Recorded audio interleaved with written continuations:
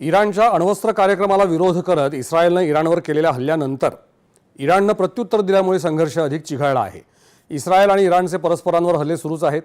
इराणनं प्रत्युत्तरादाखल केलेल्या क्षेपणास्त्र हल्ल्यानंतर इस्रायलनं आणखी आक्रमक पवित्रा घेतला आहे।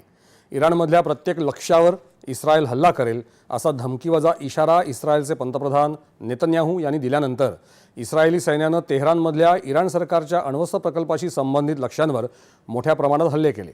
या लक्ष्यांमध्ये इराणी संरक्षण मंत्रालयाचं मुख्यालय, NCPND अण्वस्त्र प्रकल्पाचं मुख्यालय यांचा समावेश आहे।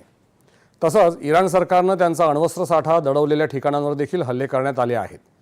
इराणचा पाठिंबा असलेले हुती बंडखोर देखील या संघर्षात सामील झाले आहेत।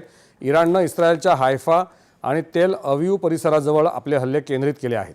इराणनं केलेल्या हल्ल्यांपैकी बहुतांश क्षेपणास्त्र आपल्या प्रगत हवाई संरक्षण यंत्रणेद्वारे हवेतच नष्ट केल्याचा दावा इस्रायलनं केला आहे। इराणच्या हल्ल्यात इस्रायलमधल्या 10 जणांचा मृत्यू झाला असून 300 जण जखमी झाले आहेत।